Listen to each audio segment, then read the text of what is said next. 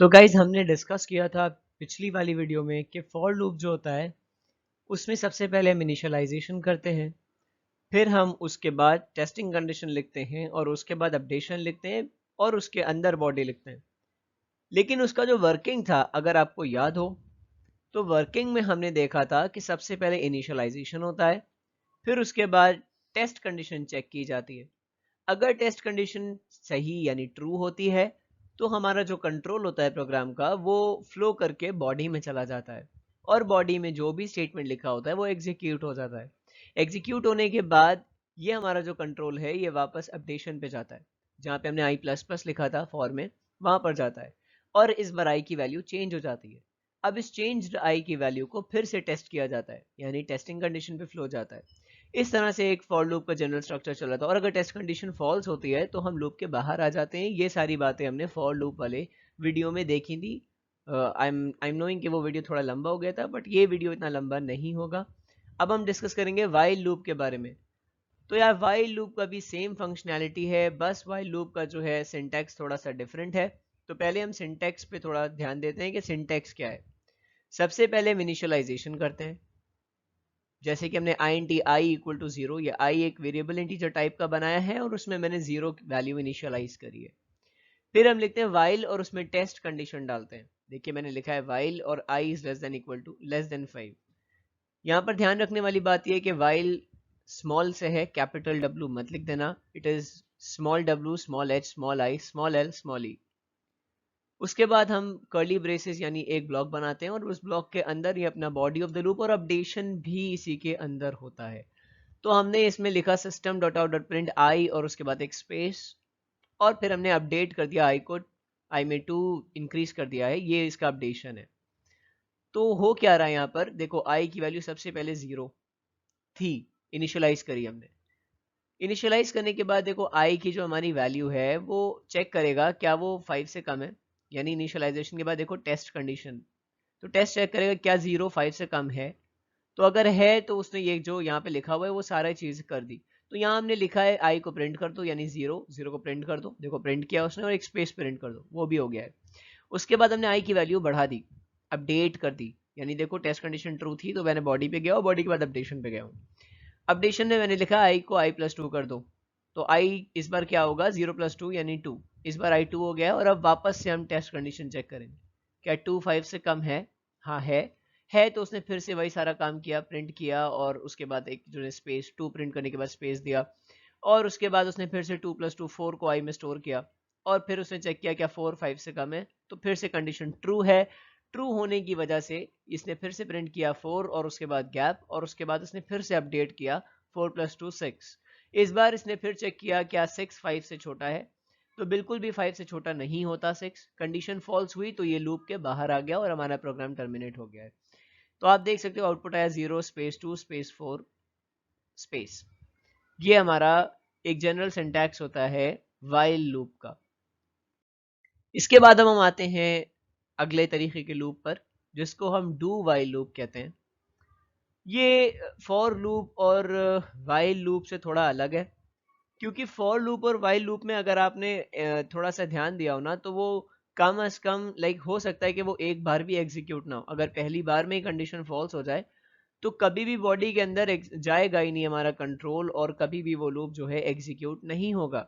लेकिन do while इसके बिल्कुल बरक्स, बिल्कुल ऑपोजिट है। इसमें क्या होता है, भैया देखिए यहाँ पे मैंने लिखा हुआ है it is always executed, that is it executes at least one, कम से कम एक बार तो होता ही है, even if the condition is false.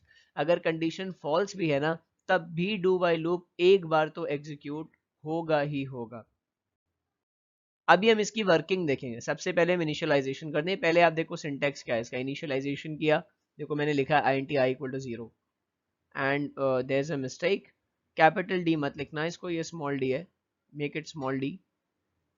Okay well, तो देखो सबसे पहले मैंने इनिशियलाइजेशन किया int i इक्वल टू 0, फिर मैंने लिखा डू, मतलब जैसा कहा जाए वैसा करो डू, और उसके बाद एक ब्लॉक बनाया और ब्लॉक में मैंने जो कुछ भी लिखा वो उसको पहले एग्जीक्यूट कर देगा। क्योंकि आपने अगर आपको पता होगा कि जावा जो है वो स्टार्टिंग फ्रॉम लाइक ऊपर से एग्जीक्यूट करना स्टार्ट करती है, टॉप से बॉटम जाती है और लेफ्ट से राइट जाती है। तो टॉप से बॉटम यानी से सबसे पहले int i इक्वल टू 0 पढ़ा, और उसने इंटीजर जो है वैल्यू आई बनाया, इंटीजर टाइप, और उसने उसमें वैल्यू दे दी आई, ये स्मॉल आई है। ओके, उसने उस एक इंटीजर टाइप वेरिएबल बनाया आई, उसमें वैल्यू दे दी 0, और उसके फौरन ही बाद जो है आप देखोगे डू लिखा हुआ है, और उसमें एक ब्लॉक बना है, उसमें बॉडी और अपडेशन दोनों चीजें उस ब्लॉक में लिखी हुई हैं। डू के बाद हमने कर्ली ब्रेसेस ओपन करा, उसमें हमने लिखा system dot out dot println, ये हमारा लाइन ऑफ कोड है, बॉडी ऑफ द प्रोग्राम, और इसमें हमने लिखा हाई देयर, और फिर हमने आई की वैल्यू माइनस माइनस मतलब आई की वैल्यू 1 से डिक्रीज कर दी। अभी 0 थी, अब आई की वैल्यू 0 माइनस 1 यानी -1 हो गई है। अब ये होने के बाद वो चेक करेगा क्या -1 0 से बड़ा है, तो यार -1 0 से बड़ा बिल्कुल भी नहीं है, ये कंडीशन फॉल्स है। फॉल्स है तो ये लूप के बाहर आ गया।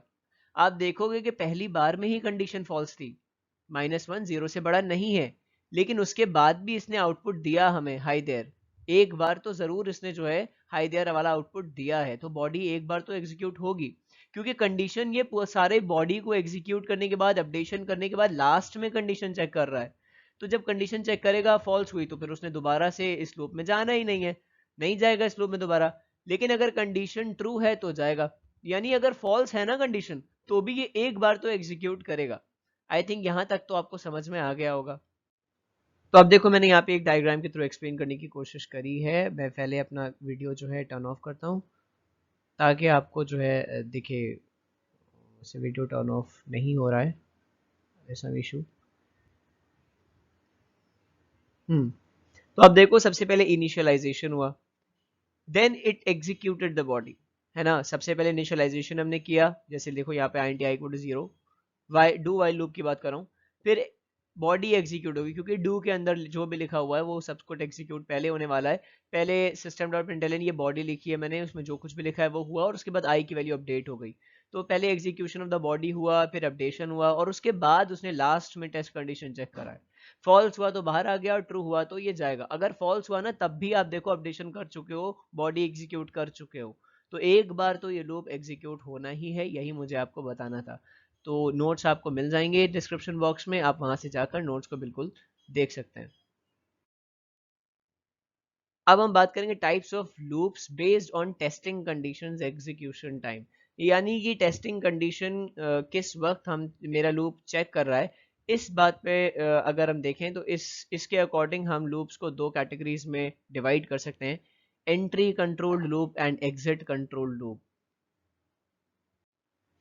आपने भी ऑब्जर्व किया होगा, मैंने अभी अभी थोड़ी देर पहले आपको बताया था कि जो डू वाइल लूप होता है, ये लास्ट में हमारी टेस्टिंग कंडीशन को एग्जीक्यूट करता है या चेक करता है।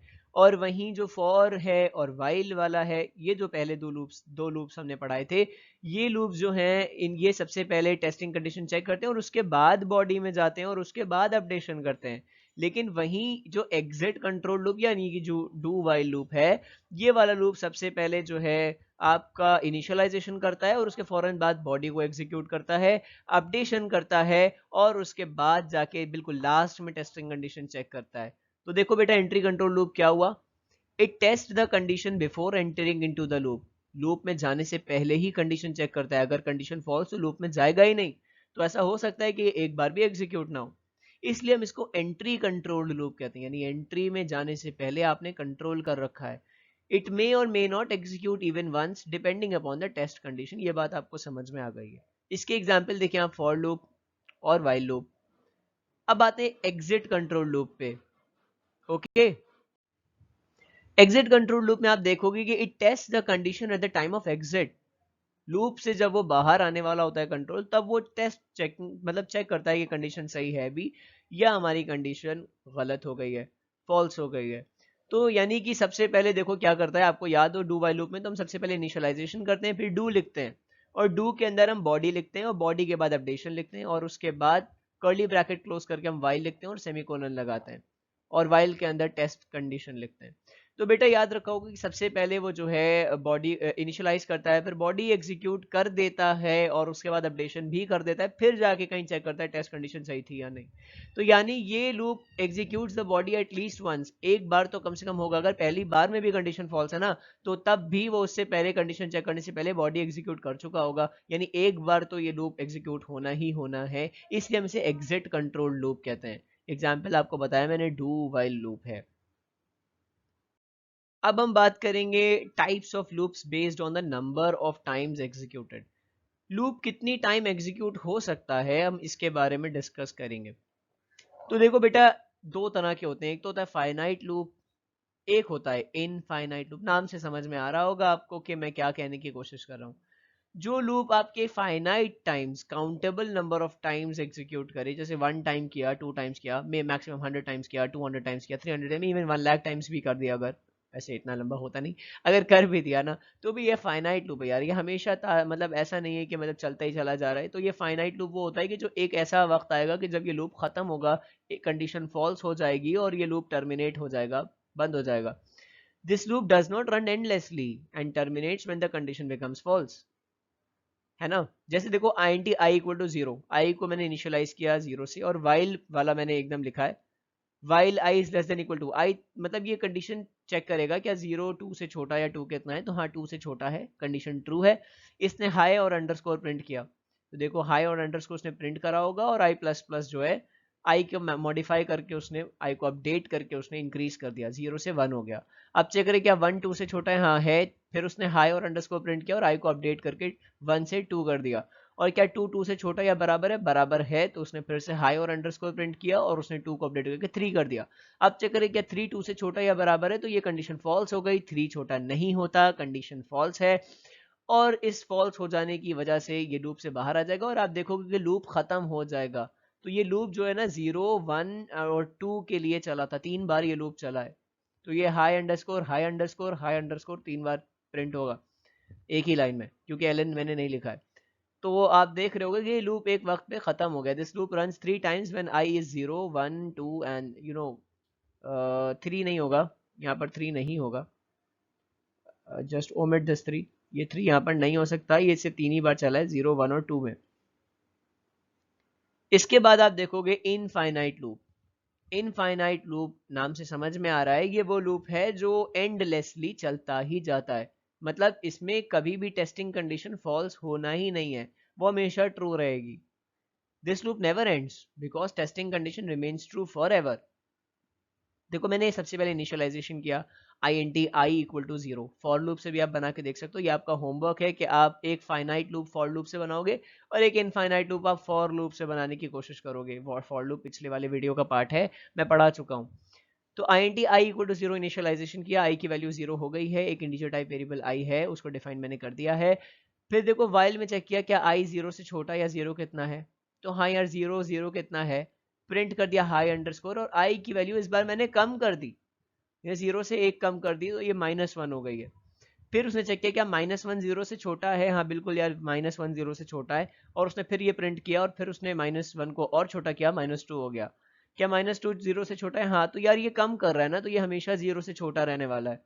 तो ये कंडीशन फॉर एवर ट्रू है, क्योंकि आई को आप कम कर रहे हो, अब 0 से कम करते जाओगे तो यार 0 तो हमेशा बड़ा ही रहेगा ना, वो जो भी नंबर होगा वो 0 से छोटा होगा।